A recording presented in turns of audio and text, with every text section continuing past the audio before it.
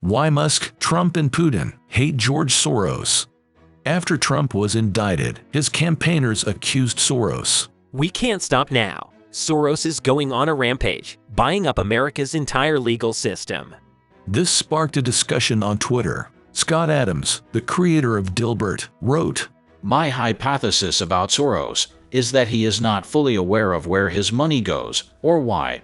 To which Elon Musk replied, "I am told his son is de facto in charge." But in charge of what? What are they all talking about? George Soros is a billionaire who loves giving money away. His net worth is around $8.6 billion now. It used to be a lot more. Soros has donated more than $32 billion to the Open Society Foundation. Forbes has called Soros the most generous giver. The Open Society Foundation is what draws conspiracy theorists ire.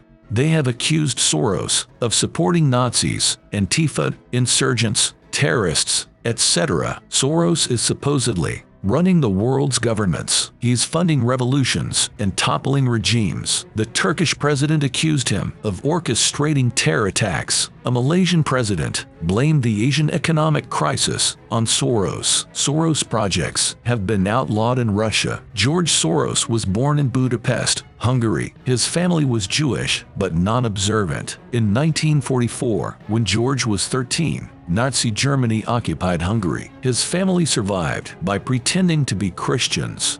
"That's when my character was made," Soros said. "One should think ahead. One should understand and anticipate events, and when one is threatened."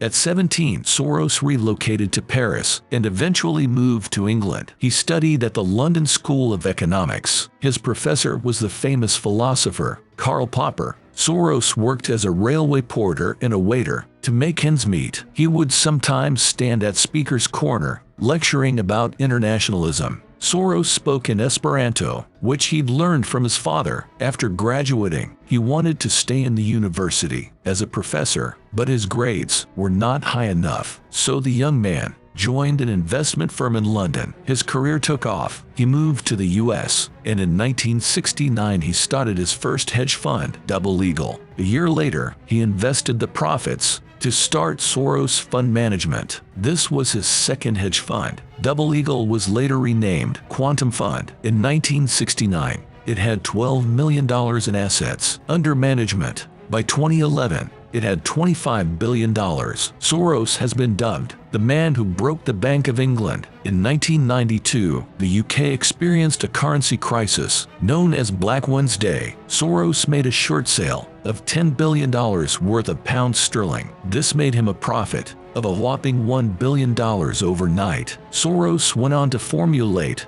the general theory of reflexivity. It's a philosophy of capital markets that describes asset bubbles and securities. The Open Society Foundations were first started in the 1970s. They have since spread out all over the world. Soros uses them to fund various progressive causes. He influenced the fall of communism in Eastern Europe in the late 1980s. Soros also donated large sums to the Democratic Party. This has made him one of the most hated figures among Republicans. Donald Trump has accused him of funding the migrant caravan. He also said Soros paid the people who protested the Brett Kavanaugh nomination. George Soros openly criticizes the world's most powerful leaders. What do the two dictators Vladimir Putin and Xi Jinping have to show for themselves?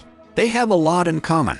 They rule by intimidation, and as a consequence, they make mind-boggling mistakes. In 2018, Soros received a letter bomb by mail. It failed to explode. Soros remains unperturbed by all the threats. He's proud of his achievements. He's also mistrustful of governments. Making the world a better place, he says, is a job for businessmen. Governments have already botched it. "I'm not doing my philanthropic work out of any kind of guilt or any need to create good public relations. I'm doing it because I can afford to do it, and I believe in it." Soros married his third wife, Tomiko Bolton, in 2013. He will turn 93 in August 2023.